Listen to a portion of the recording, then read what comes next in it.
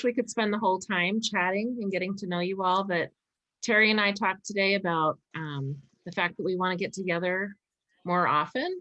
And she's going to talk to all of you about how you might want to use time to get to know each other. So we'll be doing this some more, but today we just want to do short introductions if you all, because you all don't know each other, and we'll have staff and faculty on from Western who want to meet you, who you've probably talked to on the phone already. So if you could tell us your name, where you're from, where you're working, if you're working right now outside of the house, and any other thing that you want to share with us, that would be great. I think you all have met me and Zoomed with me before. I'm Jen Gilliard, and I'm an early childhood professor at Montana Western, and I have the privilege of working with all of you on the bachelor's part of the grant. And I'm going to let one other faculty staff member introduce herself because she has to go early. And then we'll have students go, and then we'll go back to faculty and staff. And that is Dr. Cindy Odell. Hi, everybody. I'm so happy that we are all together, even though we're not together in this virtual environment. But it's just so good to see faces. You know, we've been reading applications and essays and looking at transcripts, and it's just so nice to put a face with all of that information and to be able to welcome you to the project and to wish you the best of success. So I am the project director for this grant, and please feel free to reach out to me anytime you have questions, concerns. I just want to be there to support everybody and wish everybody the best of success. Thank you, Jen. Thanks, Cindy. So I'm going to go down a list because you all keep moving around on my screen, so it's kind of hard to track. I just haven't gotten good at that yet. So I'll go through the list because I don't want to miss anybody. So the first person on my list is Teresa. Teresa Fitzgerald, where are you? I know you're on. There you are, but you're muted, Teresa. You're still muted. I'm sorry. Can you hear me now? Perfect. Okay, I work for Blackfeet Head Start. I work with 3 to 5 children, and I've been there 14 years, and I love working with children. And I plan to get my BS and to better myself, you know, better teacher. Yeah. Thank you. Thank you, Teresa. Is Kateri here? Kateri Madplume?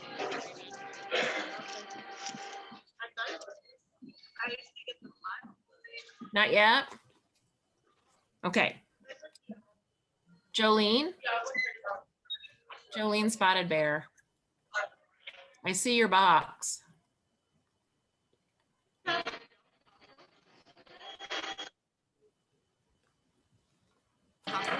Not here, but other places, yeah. Okay, Jolene, I'll go back to you, okay? I didn't see Annie Jo. Annie Jo, are you here? But I do see Kayla. Kayla Franks.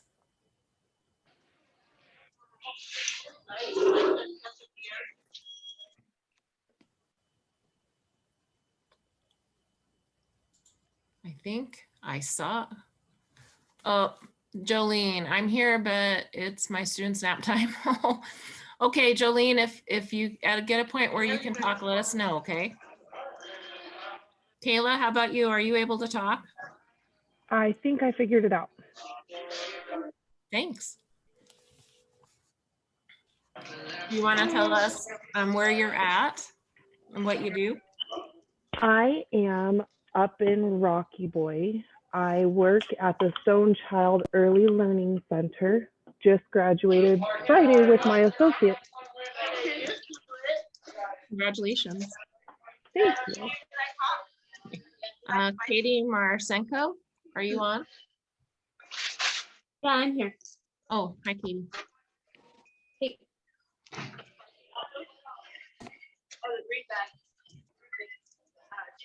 Would you like to introduce yourself, where you're from, where you're working, and anything else that you might like to say? Me? Mhm. Oh, okay, yeah.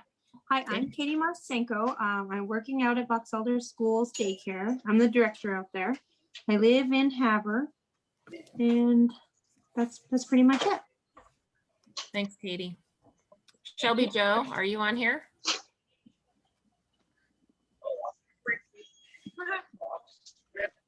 Not yet.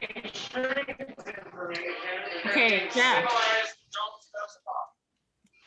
Yes, my name's Jeff Rodriguez, and I work at the Rocky Boy Head Start program. I've been there for the last 3.5 years, and probably about 6 or 7 years in total. And I just graduated from Stone Child College with my AA degree. Congratulations. Thank you. Thank you. Katie Thunderchild. I think here you are. You're muted, Katie. Do you want to introduce yourself? She has a message in the chat. Oh, she does. Thanks. What does it say? She has no voice. Okay. Well, we're really glad you're here, Katie. Katie's from Fort Peck. Mamie, you're on here too. Mamie.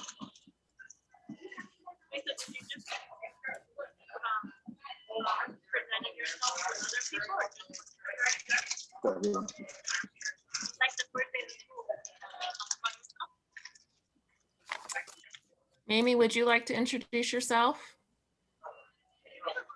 I was trying to find your little box. I found you. I'm Mamie Tattoo Wise. I'm from the Fort Peck Tribes. I work for Head Start as a health and disability coordinator. Thanks, Mamie. And I don't know that I saw Samantha. Sam, are you on? Not yet. Callan? Not yet. Oh, there's Annie Jo. Annie Jo, we are introducing ourselves. Would you tell us where you're from and where you work and anything else you might like to share?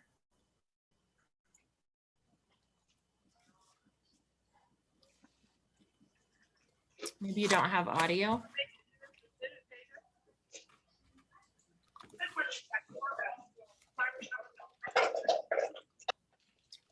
Okay, Annie Jo, we're gonna come back to you. Elaine, you're on here.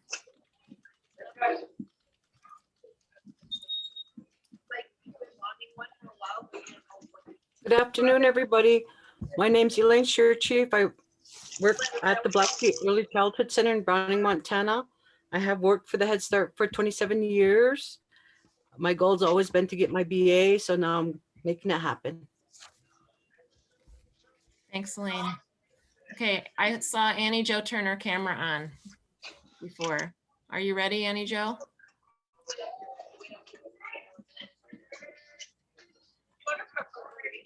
No. Just Sadia and Chicago.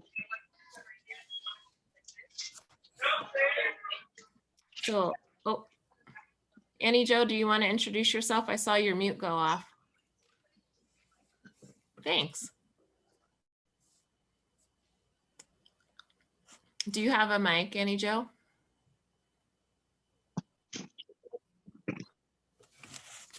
So we're sharing where we're from.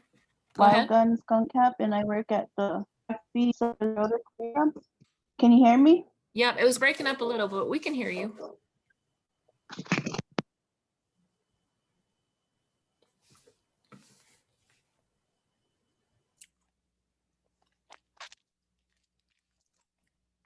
Oh.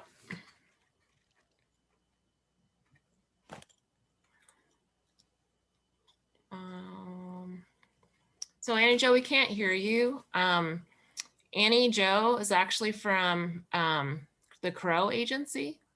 And I believe are you a Head Start teacher, but in Billings? Am I remembering that right? Are you in, oh, you're in Browning. I got it. Can't hear you. Yeah. You know what? We can't hear you, Annie Jo. I'm sorry, but I know that I just messed up. I do know that you're in Browning. So sorry about that. I haven't met you yet. Nice to see you.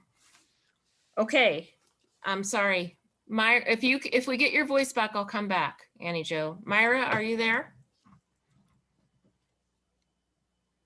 Myra, I saw you, Myra. Can you hear me? Yes, I can. Okay.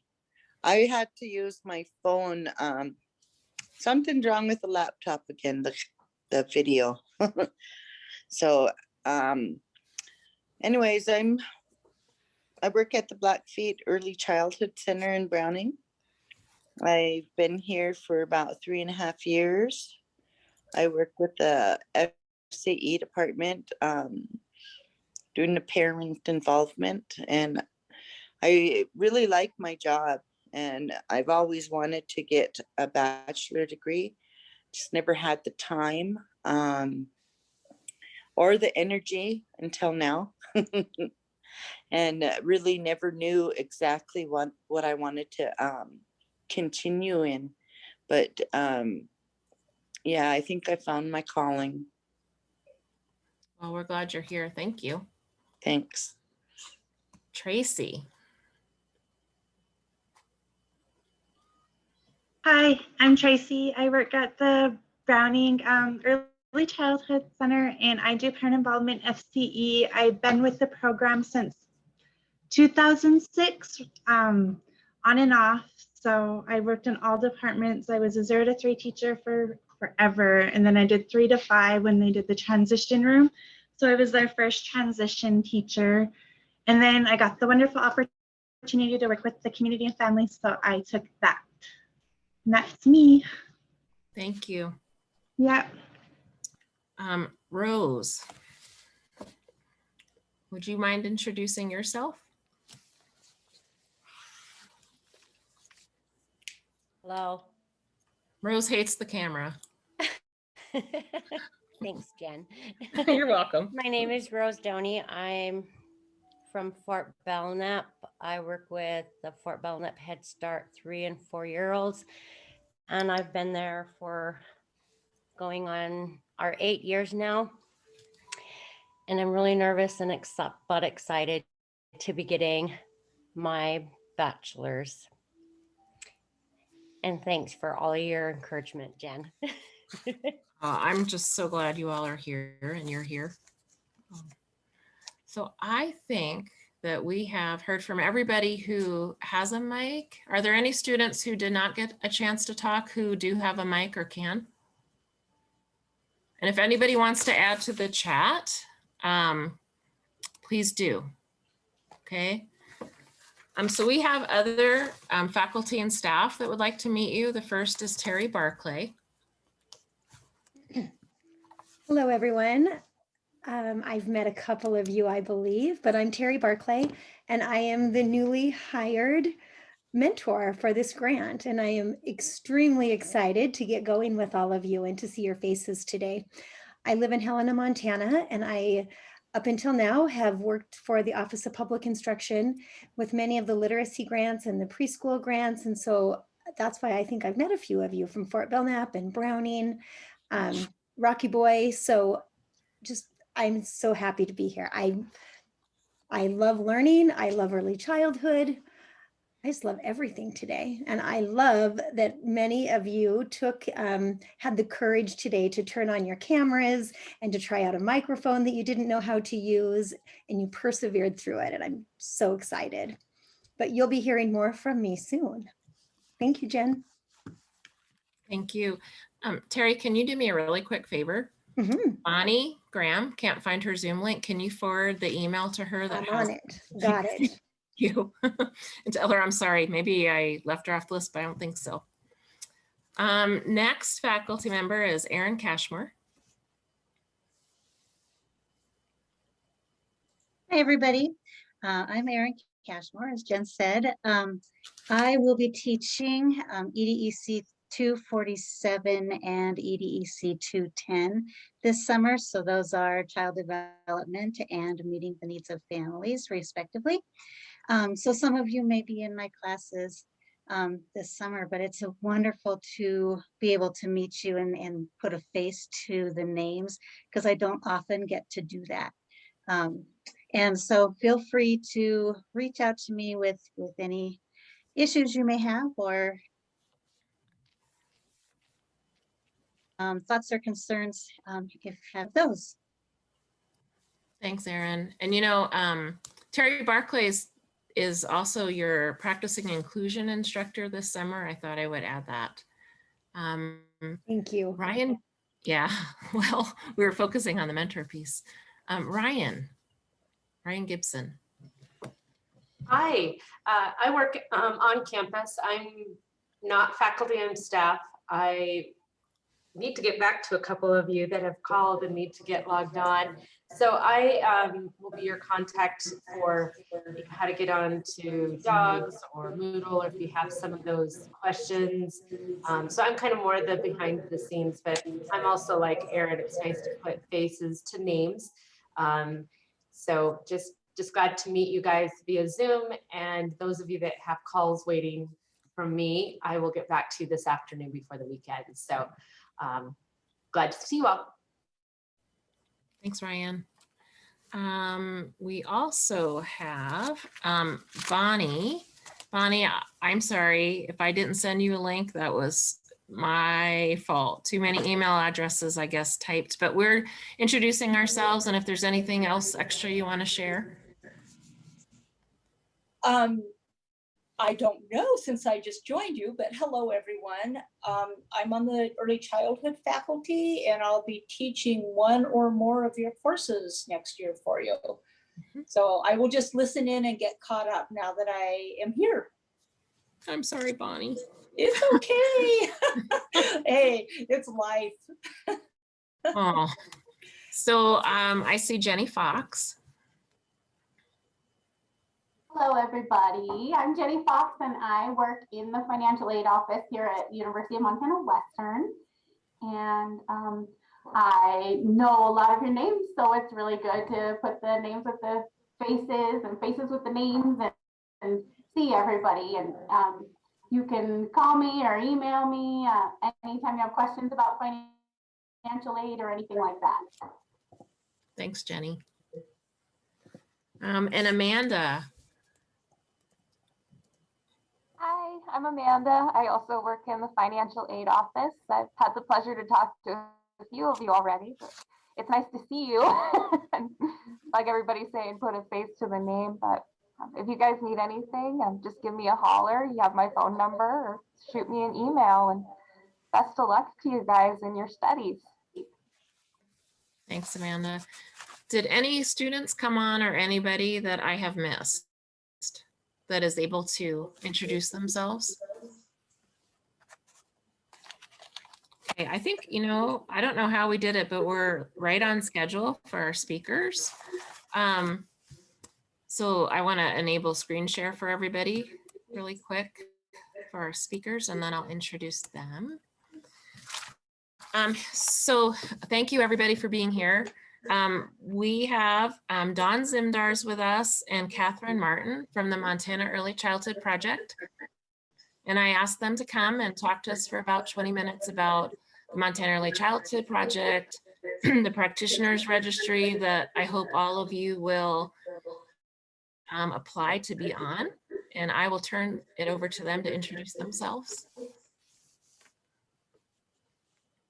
Hi, so I'm Kathy Martin. I'm the data research analyst at the project, and I'm handling the Padilla applications, which is primarily what I'm going to talk about. I know some of you are on the registry because I recognize your names, but it's really easy to apply. There is no fee for the registry anymore, so it is free to get on.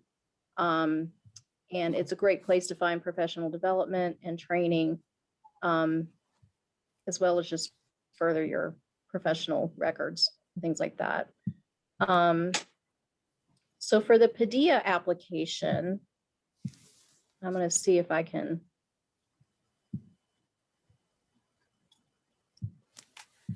pull up.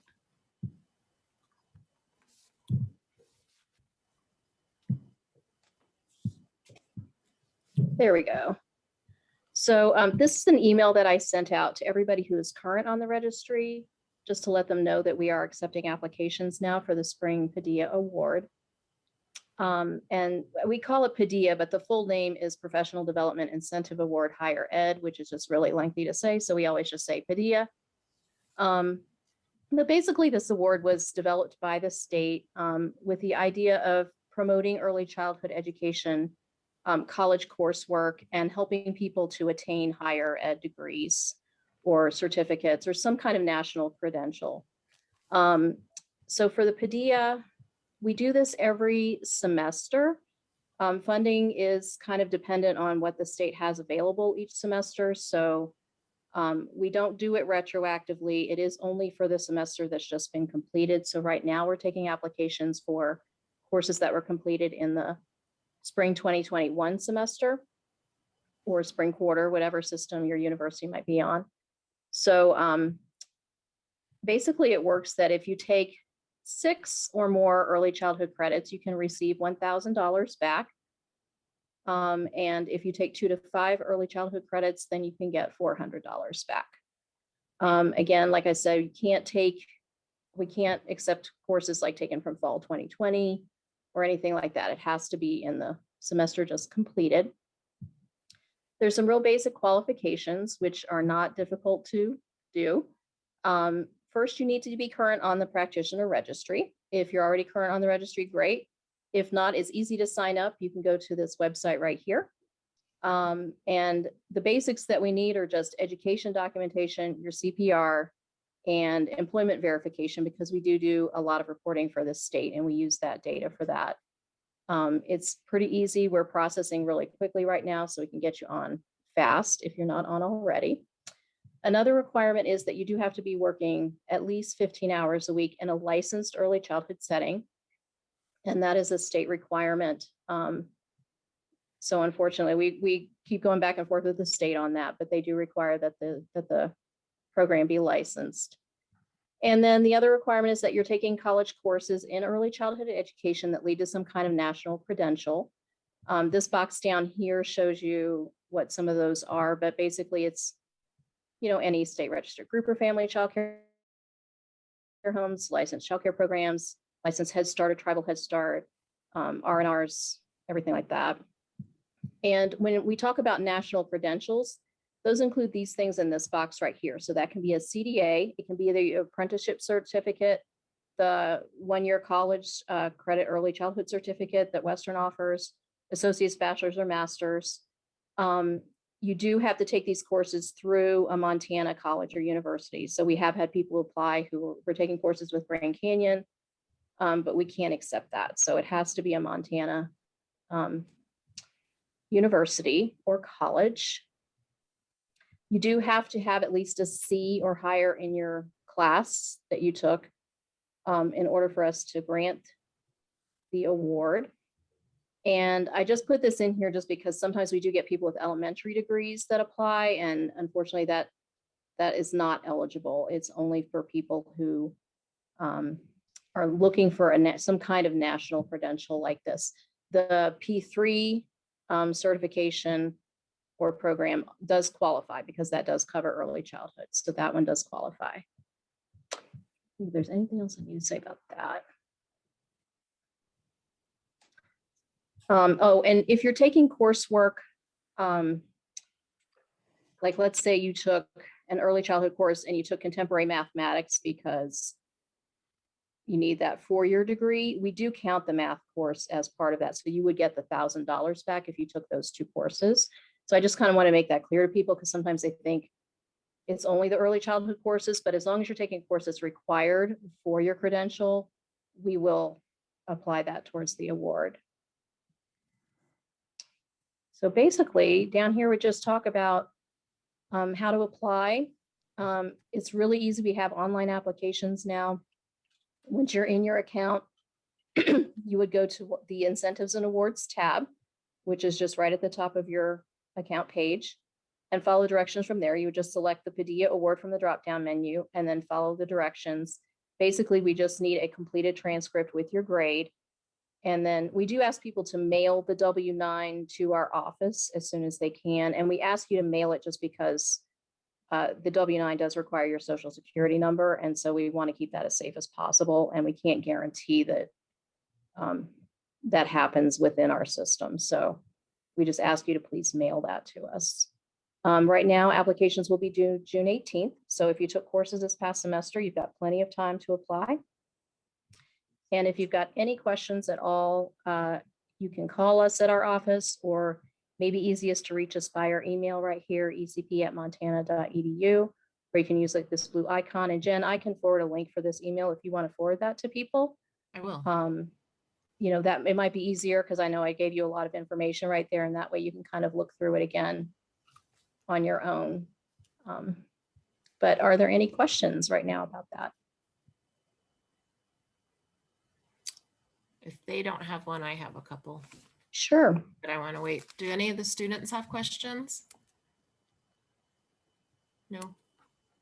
I'm having to scroll through to look. Okay. So I have a couple questions. One is, you said they need to send transcripts with their grades. Do unofficial transcripts work? Yes, we do accept unofficial transcripts. We do need to have some information on there, which most unofficial transcripts will contain, but we need to have the name of the university. We need to have your name on the transcript, and that's just to verify that you actually attended the university. And we need to have your major on there so that we can verify that you are working towards early childhood.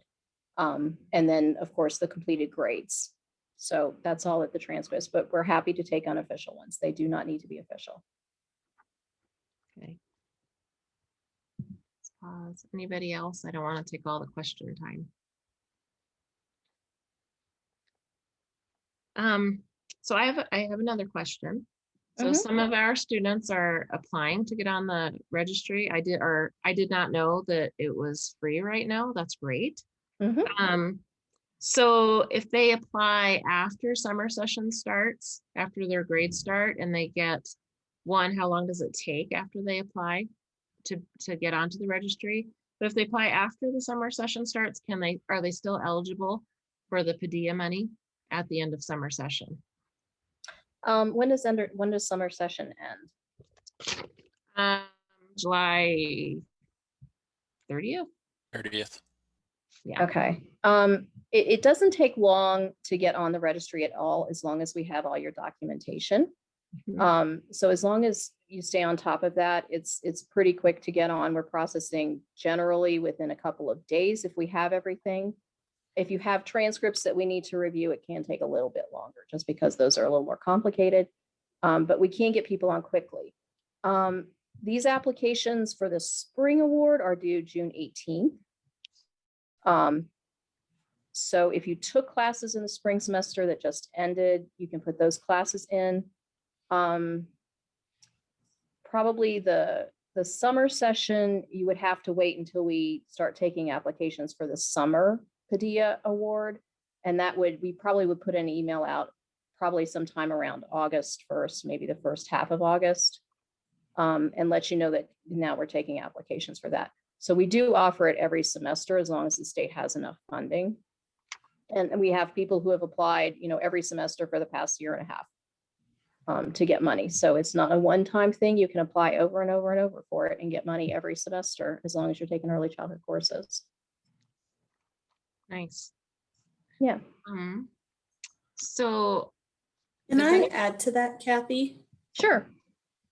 I just want to clarify that students can also be taking general education credits that are applicable to their early childhood degree and also apply for the Padilla, right? Yeah. I'm not wrong. Yeah, so if you've taken math or writing this past spring semester and it's applicable to your associate's or bachelor's degree in early childhood, and you're on the registry, I would encourage you to apply for the spring 2021 Padillas as well, because they're not due for a whole nother month. So that would also help you as a student financially. So I just wanted to make that clear that it's not just early childhood coursework. Right. Hey, Dawn, do you want to introduce yourself too, since you can get to? I'm Dawn Zimdars. I work with Kathy Martin at the Early Childhood Project, and specifically I'm tasked with marketing and program management of our Montana Early Childhood Apprenticeship Program. The apprenticeship program is 24 credits of early childhood specific coursework that's taught through Western teaches the classes. It sounds like the coursework that you're taking this summer will be applicable to the apprenticeship program if you're eligible for it. What's unique about the apprenticeship program is that you do need to be working in an early childhood setting that's licensed with the state of Montana, much like what Kathy outlined with the Padilla Awards. A student / apprentice needs to be working 30 hours or more in that program.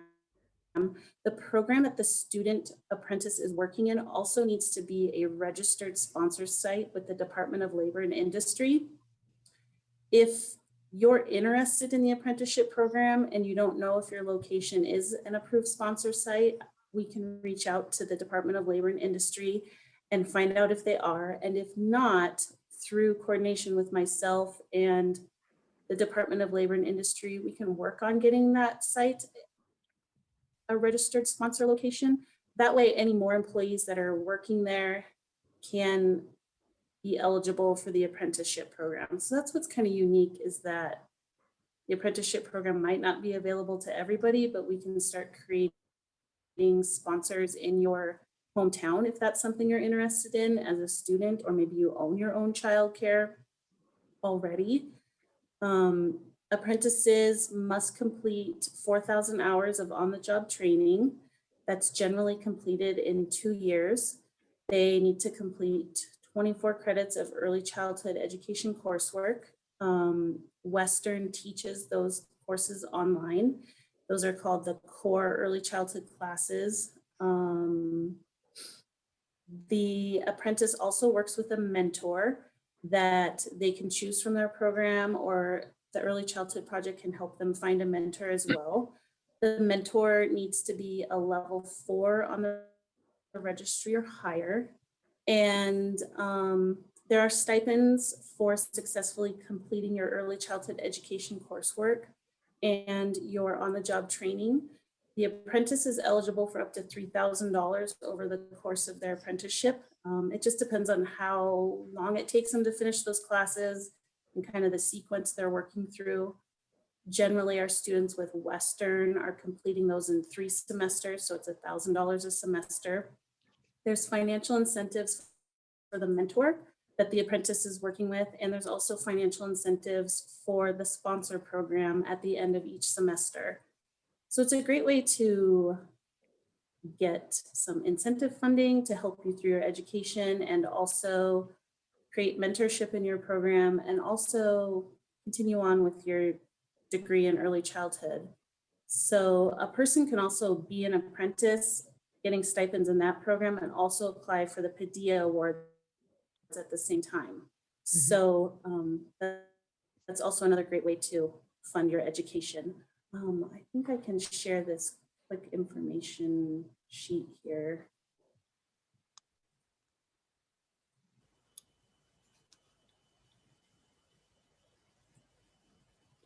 If I bring that up, am I sharing my screen?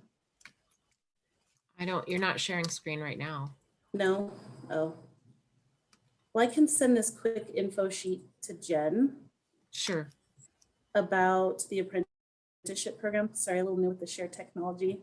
What other questions you have about apprenticeship, if anything? Sure. Did Tracy have a question? I think she's talking to somebody. Oh, okay. Sorry. That's okay. So really, it's a great way to get on-the-job training and also incentivize your college education.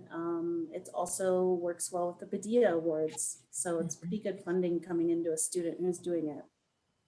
Yep. And that's for students who still are working on the child development class, meeting the needs of the families, curriculum 1, integrated curriculum, professionalism, and meeting the needs of the families. Is that all of them? Yes, so it's the 24 credits of core coursework through Western. We do have a handful of students working on those. Yeah, the biggest hurdle I foresee is not having access to a sponsor location, which is an employer to sponsor you.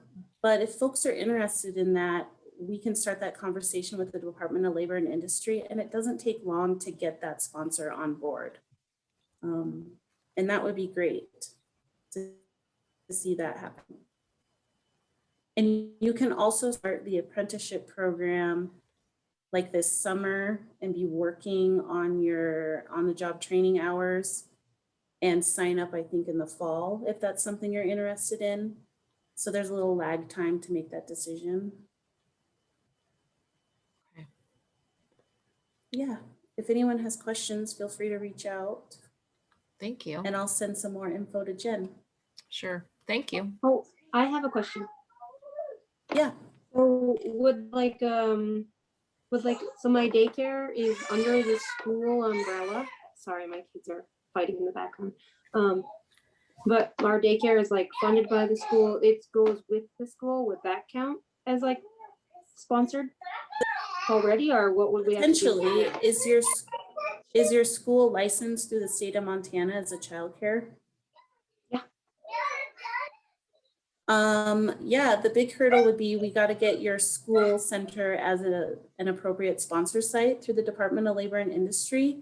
And so they'll help set you up as a registered sponsor site. And then in your center, we can help you find a mentor, or potentially if you can't find one, I don't know if Terry's doing that sort of mentorship, if she's interested in that.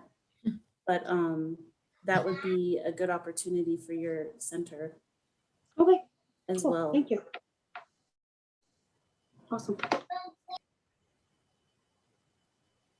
Anybody else have questions for Dawn or Kathy?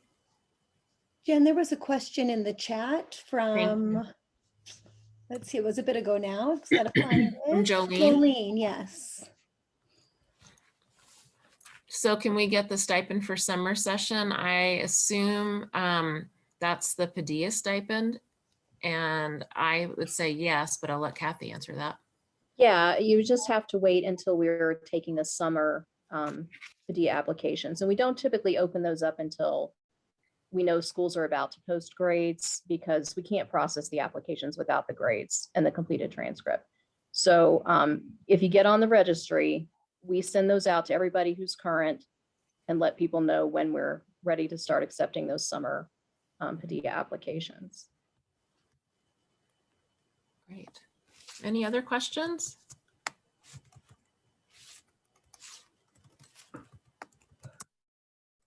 No? Okay. Kathy and Dawn, thank you so much for joining us. I really appreciate it. One quick question. Go Do you ahead. want us to email our certificates if we are on the registry to you, Jen, or do you guys need that on your records? You know what? I probably will have you send it to Susan Sutherland. It is one of our grant goals to help everybody get on the registry. But Okay, can because I send an have email out. mine. Thank you. That's an excellent question. I appreciate it. All right. Dawn and Kathy, thank you for joining us. I appreciate it. I learned some too. Great. And just email if you think of any questions, in the future, or need any help with anything. We're happy to assist you in any way. And if you send those documents to me, I will forward them, or you can even go into the email you got with the Zoom link and put it in there and hit reply all. Either Okay. way. Sure. 'Cause Oh, that's great. I'll do everybody's that. on it. Everybody's on it. Okay. We'll do that. Thank you.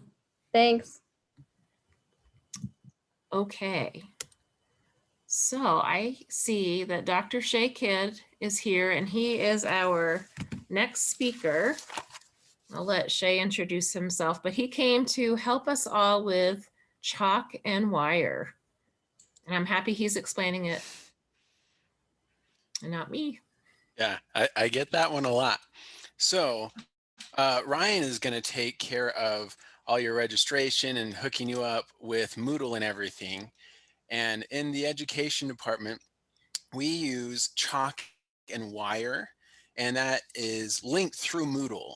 Okay, so first thing that you need to know is what it even looks like. And so inside of Moodle, you have your big course with all these wonderful things. So this is screenshots from my course. And so there's quizzes and there's all these things. And right here, this green puzzle piece is the key thing that you are looking for when we are sending something to Chalk and Wire. What that green puzzle piece is actually a link to something external. So they are getting used for a few other things, but that's typically what we call them is, you know, Chalk and Wire links are your green puzzle pieces. Now, each one of these is specially set up by your instructors. And so each thing that you turn in to Chalk and Wire needs to go into the correct link.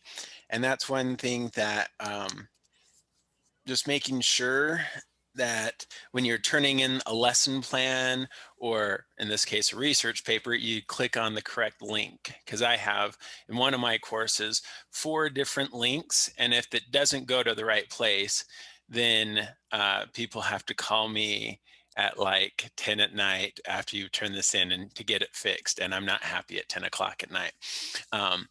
So yeah, once you click on this link though, then it takes you into a different system. And so it's kind of a window within your Moodle system. And so I've cleared out all the extra stuff that goes all the way around here. But whatever that assignment is that you're turning in will show up here. And noticing this page and what it does and does not tell you is really important. So yeah, there's the red box and we'll get there in a second. But notice over here on the right-hand side where it says it's not submitted. Line crossed through there, okay? Not submitted in red, all of that, you ain't done just because you clicked on there, okay? And so we'll come back to that spot as we do the whole process for when it is submittable and when it is submitted. And those are very different. And that's where I get lots of calls and questions. So when you click in here, whatever that assignment name is comes up top, and this is where you upload, okay? And so we upload files, or sometimes it's a text block or whatever thing, okay? And so as you click to add in a file, then it brings you to this. And sometimes you have to scroll down a little bit. So you'll click and like, okay, it did nothing. Actually, it did. We just couldn't see what it was doing. So you have to scroll down. May I highly suggest doing this on a computer rather than a phone, just because that way the screen is big enough for you to start to see some of the things that happen a little bit further down. Okay. So in here, you know, drag or click your files and add them in here. Okay. Now, with some of the assignments that you'll get in different classes, the file type is an important thing to really think about, because as you're sending this to your instructors, the format type needs to be something that your instructor can access. So PDFs, universally accepted. Typically a Word doc is good. The spot where we hit a lot of problems is when you have to submit a video. And so being careful with that. If your instructor wants you to put the video in, fine, great. What we typically do is say, make YouTube do all the work. Upload it to YouTube and make it unlisted. When you make something unlisted in YouTube, it means nobody can find it unless you give them the link, okay? And so that way all child protections and everything are completely taken care of. YouTube did a really good job with this a couple of years back, and really making sure that all the information was safe. So that unlisted link for YouTube is really key. And then you can just upload a link here instead of having to upload an entire file, okay? And a YouTube link works for anybody, anywhere. And so that's the nice thing, is formatting just made your life a lot easier by going through YouTube, okay? But you click on that choose file, you go, you find whatever it is, okay? And then again, subtle little difference. After you've uploaded it, it shows up down below here, okay? Now, that means that it's in Chalk and Wire, but Chalk and Wire does tons of assessments. And so you could upload several things, or you could upload some things at one time and some at another. It's not until after we click this wonderful Insert Files button that it actually gets connected to this assignment, okay? And so after we click that, then it shows up here. So here's our assignment, and then right there is our file, okay? So little changes that as you track through that, you'll see that. And so after you do this like 2 or 3 times, what would you do? But that first time, there's so many questions that come up for people, okay? So after we've got something actually in there connected to our assignment, then this submit button goes green or blue. I have seen blue a few times lately, okay? So that means it's ready to be submitted, okay? And notice this still not submitted written down there, okay?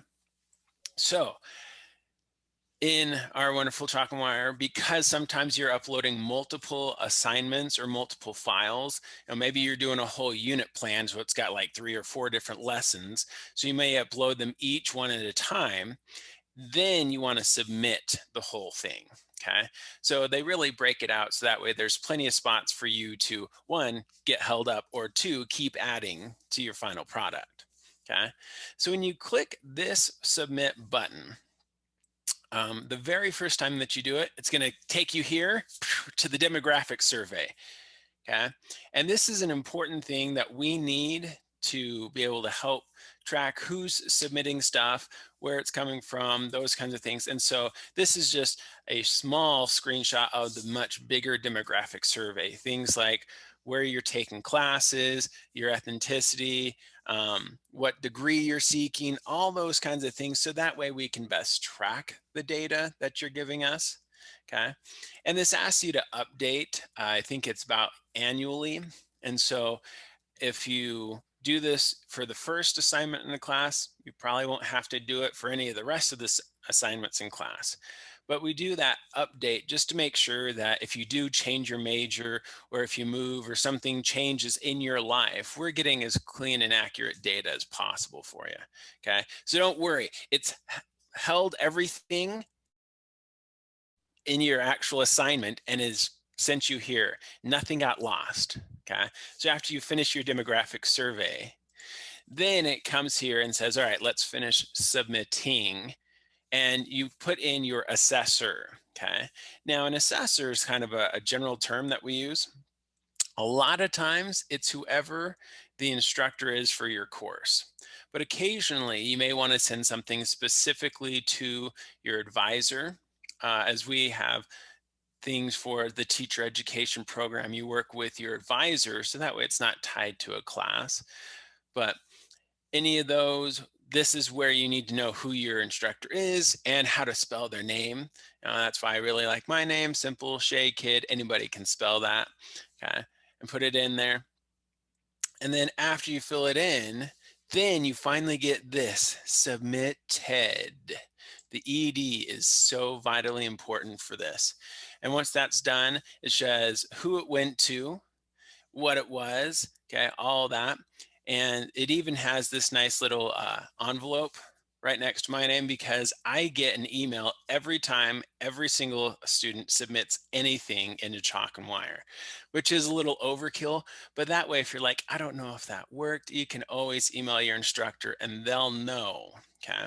Now, if there are any problems in this whole process, and Jen has a little video that basically goes through this whole thing, but if you have any problems, like suddenly the assessor's the wrong person, or it was the wrong file or something, then you can always reach out to me, email, and I can get into Chalk and Wire and assign it to the correct person, okay? Or if we need to submit a second time, and sometimes that happens, like, oh, I updated that file after I submitted, you can submit multiple times and your instructor will get each one of those. You just let them know which one you want to do. So it's, oh, only correct the last one. The first one, I uploaded the wrong file or whatever that might be. And that's worth the communication with your instructor. I work on the bigger problems kind of thing, okay? Now, there's one little thing too. Occasionally you get into a link that brings you here. And this shows you the whole portfolio, okay? If this happens, it means that it's basically taking too broad of a view and it didn't pick out your specific assignment. So within that list down here, you got to find which one of those assignments it is. But this is a pretty rare thing. Most of the time, as your instructors set up those links, it will bypass all of this kind of stuff for you, okay? But just in case, don't freak out if this ever comes up. It just means it took a step back and you may need to go and find which one it is, okay? So when you click on that link all the way back in Moodle, this link will create your account for you the very first time, okay? We've already set up and created accounts for all of our students. So that one click just confirms your account, okay? Occasionally, if you're jumping from multiple computers or on a shared computer, it may give you any kind of an error because it's trying to log you in based on its cookies, you know, the little files that the internet keeps on us all, okay? If you get any of those, it just means we need to clean out the cookies. We need to make sure that it's Moodle is talking correctly to Chalk and Wire, okay? So try clearing those out. If something does not work, then you screenshot whatever it's telling you the problem is, and you send that to me and say, fix this, because that's basically what I do. Any questions?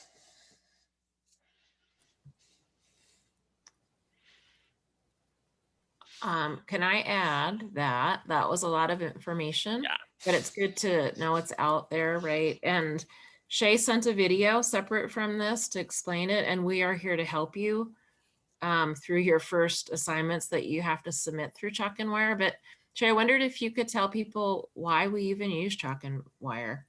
Why is it? Why do we even submit assignments to Chalk and Wire instead of Moodle? Yeah, so Moodle is really great for dealing with things one class at a time. But as we look at our entire program, we need to be able to see across classes. And Moodle doesn't do that very well. So that's why we have Chalk and Wire. So that way we can see where you were at the beginning point and the class that you took then, and then somewhere in the middle, and then somewhere at the end, tracking across each of your classes. So that way we know if we're missing something somewhere along the way, as well as for accreditation and all those kinds of things, because that's always something we have to worry about. Yeah, it's a place where we can store your assignments long-term and that you have access to too, like an electronic portfolio, because we also keep assignments throughout all of our early childhood classes. Right, Shay? Yep, all of them. All of them. So we will share more information with you and we will be here to help you the first time that puzzle piece shows in your classes, okay? Any other questions for Shay before we introduce our next speaker? Oh, Shay, thank you so much. Yep. We appreciate it. So, okay, we have Justin Mason with us, and I will let Justin introduce himself, and he is going to talk to you about Moodle. He'll tell you about it and what you need to know for the first day of class. Great, thanks. Hi, everyone.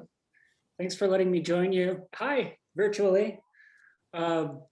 So I imagine you get a lot of information in a session like this. I'm going to try to give you two things that I want you to kind of be able to remember. And I think this is being recorded, right? So it's a resource for you after the fact. But kind of two main things that I want you to remember, and we'll do a quiz at the end. Maybe we won't, I don't know, but I'll give you the answer to the quiz right now anyway. The answer to the quiz is, who do you contact for support? It's me, with Moodle. And I'm gonna plug my, or add my email address and contact info into the chat here, and I'm sure it'll be shared with you as well. So that's one, is who to contact for support. That's me. And then two is where do you go to find out how to get logged into Moodle if for some reason you're having trouble logging into Moodle. So let's do that right now. I'm going to share my screen, if that's all right.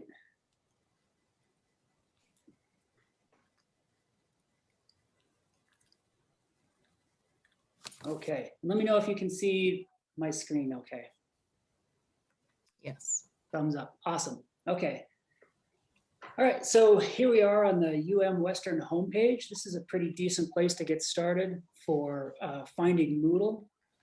From the homepage here, it's My UMW, and in this drop-down menu is Moodle. So you click on that, and that takes you right to the Moodle homepage. I would just bookmark this, right? On your browser, you can, it depends on which browser you're using, but you can click the star or you can do whatever, and it adds a little automatic bookmark into Moodle. That's always a good idea. All right, so I'm gonna log out now so that we can kind of walk through the process of logging in. All right, so right here on the right-hand side, this is where we'll add in your 8000 number. And that's what it is. It's your 8000 number that goes here, and then whatever is your PIN that you use for logging into Dogs. There's Dogs and Moodle use the exact same login credentials. And when you enter in your login credentials in Dogs or change any of your PIN in Dogs, that'll automatically change it in Moodle too. But because of the way our system is set up, sometimes it can take an hour or even 2 hours for that change in Dogs to kind of find its way over to Moodle. So if you do change your PIN in Dogs and it change doesn't take effect right away in Moodle, don't panic. That's kind of the way not the way it's supposed to be. Because if we had our choice, it would change out instantaneously, but that's the way it works. Okay, so let's imagine that I've saved my password in the browser. You get that little menu that pops up and it says, "Do you want to save your password?" And I've clicked yes. But then for whatever reason, that's gone away, and now I don't remember what my password is to get into Moodle. That happens. So this is one of the things that I want you to remember right now. One of the things is, if that scenario were to happen to you, right here is a link called Lost Password. And a little question mark. Did you lose your password? Yes, I did. Okay, let's click on that link. And that just opens up this page with instructions for what to do if you've lost your password. Right? And now we can just go through this and just follow the instructions.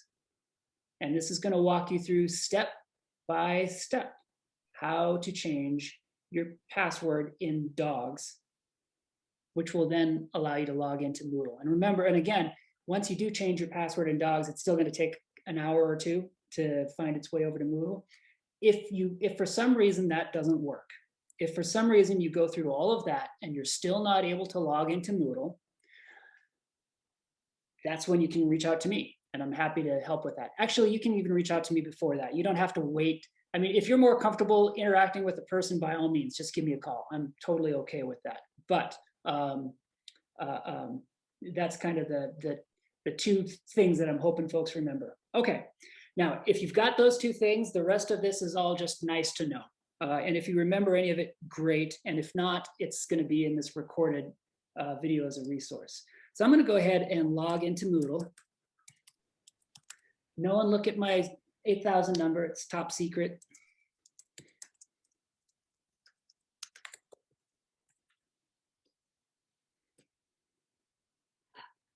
Oh, and it didn't work. Let's try that again.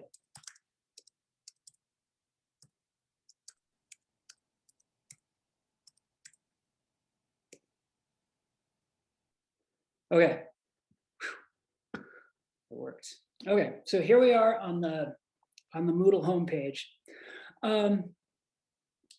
So once you're logged in, the next thing you're going to have to do is just find your courses that you're enrolled in Moodle. And there's kind of some weird things about Moodle, like depending on when a course's start date is, sometimes it can show up in different places. So I'm just going to let you know that there are actually 3 different places that you can find your course in Moodle. If you don't remember where all 3 are, that's totally fine. If you get lost or you don't know where to find your course, you can always just call me. But I'll run through this real quick. One place, and this is what I tend to use the most, I use this little left-hand navigation bar. I'm enrolled in just about every course in Moodle. So I mean, that's a lot. That left sidebar shows a lot of courses on mine. But for you, if you want to hide that, you can click this little button in the upper left-hand corner. If you want to show it, you can click the little button. That's how we open and show that. All right. The other place where your course can be found is in this central area here where it says My Courses. This is also another big list of courses. So these are probably your two best places to find your courses. There's also this button that has My Courses and it has this other whole interface. I don't know, explore around a little bit. You're not going to break anything. Figure out which way you like to do it. And if you have questions, you can always email or call me and ask, and that's totally okay. Okay, so that's how we find the course.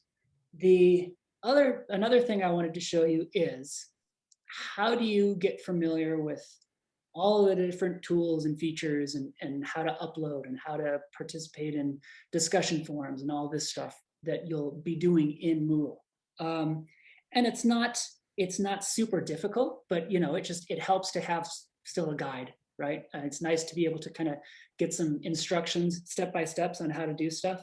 And we have that. We have step-by-step instructions here that, all right, I should get my little annotation tool here. Oh, wait a second here. I'm just gonna mumble to myself, talk amongst yourself for just a minute. Okay, here we go. Now I got my annotation tool. Right here on the right-hand side, I don't know if you can see the annotation that I'm adding, but this is Moodle training. This is a link for a Moodle 101 course, we call it, for students. And this is just going to take you through the basics of Moodle. It's not like a course. I mean, this is totally just a resource that's here for you. Right? So you'll click on that. I already have it open in this tab. And here we are. We've got Intro to Moodle 2021. And this is just going to walk you through one thing at a time. We've got information about Moodle and online learning in general, about netiquette, some tips and tricks for being a successful online learner. The technical requirements here, this is useful just because it tells you what kind of browser seems to work best with Moodle. And then we've also got a link to the OpenLMS app. Let me clarify there. I just caught this. OpenLMS and Moodle, same thing. So if you see OpenLMS, that means Moodle. Moodle, OpenLMS, totally the same thing. But this is a link to get an app for the OpenLMS. Yeah, here we go. So if you prefer to use an app on your phone, great. They've got an app for that. If you want to just use the browser on your smartphone to access Moodle, I don't recommend writing long essay papers on a smartphone if you can avoid it, but you can access Moodle on your smartphone. Okay, so this is the Moodle 101 course, and I just want to show you two very common features that you'll probably end up using a fair amount. And you don't have to remember this, but I just want to kind of walk you through it and just show you that the process for using this stuff is pretty easy. I just want to ease everyone's mind, just in case anyone has any tech anxiety. Moodle is designed to be as friendly as it can be to folks who are not don't have a lot of tech savviness or a lot of technology experience. I mean, you'll get some of that, acquire some of that tech savviness from using Moodle, but I also want to just put folks' minds at ease that it's very, very doable. So I'm going to walk you through right now kind of what this looks like. So forums here. We have, I'm just going to click on a forum. Here, this is a practice forum. Someone, Jason here, who a colleague of mine, wrote a little question. He says, using what you learned in the book, post a few words in this forum. My name is Jason here. Once you've posted your introduction, try replying to someone else. All right, it's just as simple as I'm going to click this add a new discussion button. There, now I'm going to add a subject. This is my subject. And I'm going to post a comment. Hi, Jason. All right, now I click on submit. That's it. So I've just submitted a comment in the Moodle forums. So again, not something that you have to remember, and you can always go back to this resource to see exactly kind of the more of the ins and outs of how this works. But really, in a nutshell, that's just how it works. So fairly straightforward. Okay, and then with using assignments, a lot of times in class, you'll be asked to upload papers. This is kind of how that works. You click on that link. Oh, and you know what? I'm not in the student view right now. I'm in the instructor view. So normally there'd be a button here that says add submission, I think is what it says. Let's see here. Let me see if it'll let me just switch my. Nope. Okay. Well, in any case, that's okay. So typically what we would do here is I would just click that button, and then it's just a matter of I can upload an assignment by kind of going through the navigation here. Moodle also just lets you grab, if you're comfortable with doing the whole drag and drop thing. Not on that page, but Moodle will also let you do drag and drop. Let's see here. I wonder if, well, we don't need to need to make a whole big thing about trying to switch my role to student, so you'll be able to see it. All right. Once again, the place to find this Moodle 101 course for students is from the Moodle homepage. It's right over here on the left, on the right-hand side. And it's this link right here. Moodle training. This is a self-enrolled course for students. All right. So I'm going to pause for just a moment now and ask, are there any questions about anything that I've covered so far? And keeping in mind too that, well, actually, I'll just stop there. Does anybody have any questions?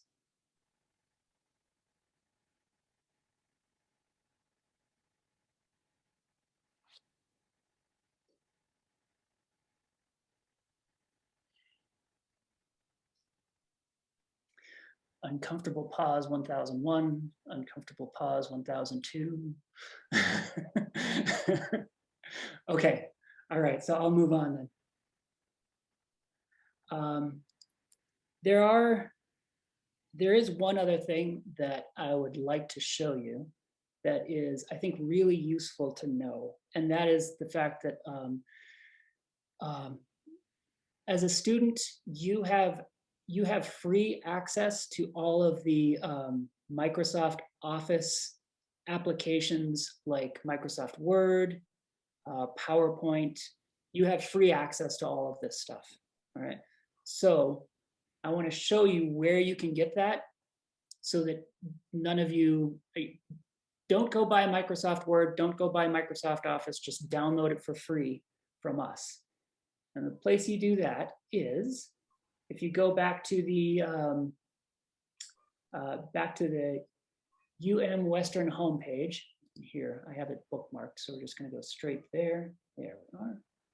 All right. Here, if we go to My UMW, and then in this drop-down menu, let's go to IT Services. IT Services. This takes us to the IT department's homepage. Now, this section on the left-hand side that says in this section, click that to get the menu. And we have Office 365. I'm going to click on that. And right here are the step-by-step instructions. Get your free subscription to Microsoft Office 365. And please make use of this, because there are a lot of really, really handy apps that are available to you. I use these all the time. So Microsoft Word, Excel, PowerPoint, Planner, Outlook. I don't know if I compulsively use my Outlook calendar because I enter stuff in my calendar and then my calendar tells me what to do throughout the day. And then I just do whatever my calendar tells me to do. And it works out. Okay, so any questions about that?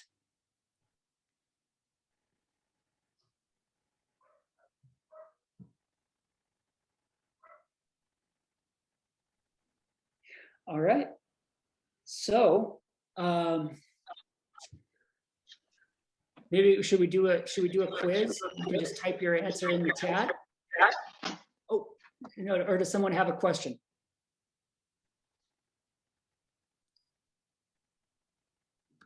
All right, let's do a quiz, and you can just type your answers in the chat.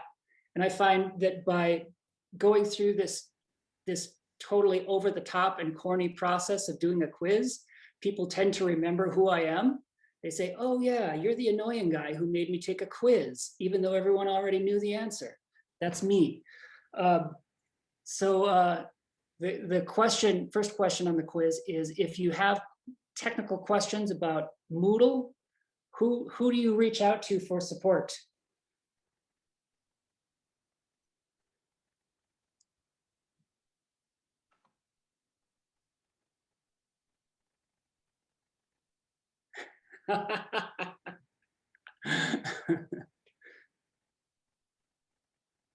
Awesome. Fantastic. Yes, please reach out to me.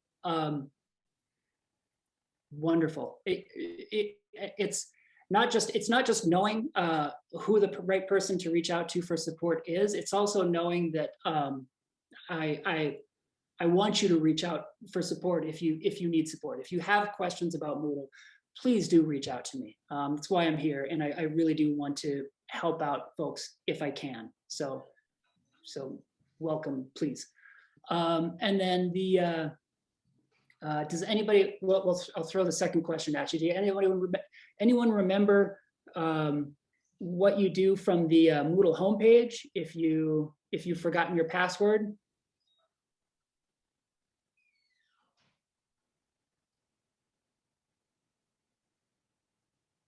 This is a tricky one. It requires more typing. Select lost password. Yes. Perfect.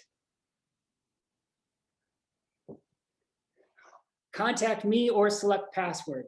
Awesome. This is fantastic. All right, that's it. Everyone has successfully passed, and I hope this was helpful.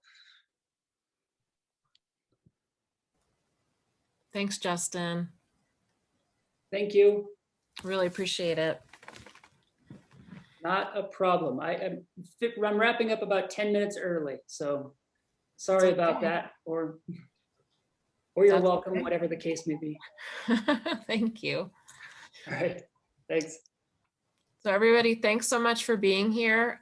Terry is going to send out links to videos from the training today. And there's another, I haven't watched it yet, but Shay Kids sent another video out on chalk and wire, and we'll send that one out too. Although I haven't seen it yet. But all of this information is new. I just want you to know that we have a whole team and us here to help you. So if you're feeling a little overwhelmed right now, we will just take this one step at a time when classes start. Okay, get logged in, and then we'll just have to sort through it. And, you know, in a couple of weeks after you start class, things will really feel like they're falling in place. And every student goes through that. It's totally normal, but a really good idea when you're ready is to go through that Moodle training. And the chalk and wire you need later. So just focus on Moodle right now. Nobody will have you submit something in chalk and wire the first week of class. Okay. Anybody else? Bonnie, Aaron, Terry, anything you want to add? Or any last questions from anybody? Okay. All right. Thanks, everybody. Have a good weekend. Yeah, thank you. Hey, Terry, can you Thank stay up? you. Yeah, Nice you're meeting you welcome. guys. Thank you. Bye, everybody. Bye. Bye. Thanks. I have one question, Jen. Sure. Is the syllabus ready to, can we get into the syllabus early, or do we have, when are we able to get into it? Oh, it took me a minute to find who it was. Mamie. You know, it depends on the instructor. Are your courses up? I have a few students who are just still getting registered. I'm working with the registrars to get them in. If your courses are up, you can, and they're showing, you can click on them and see. Some instructors post things a little bit early. A lot of instructors will wait until the first day of your class for May 24th. Yeah. So I usually wait until the first day. Okay. So sorry. That's okay, thanks. Yeah, good question. Anybody I else? put in the chat that the 340 syllabus will be ready really soon. I'm happy to send that one so you don't get all of your syllabus at the same time on the first day of class. I can be the first one. I don't know, Mamie, are you in 340? I can't remember off the top of my head. Inclusion? I'm not sure. Yes, I am. Did you say Mamie? Yes. Yes, I'm in the inclusion one. Okay, I'll get that to you. Thank you. Thanks, Terry. You're welcome. Other questions? Okay. Well, have a good weekend, everybody. Yes, thank you.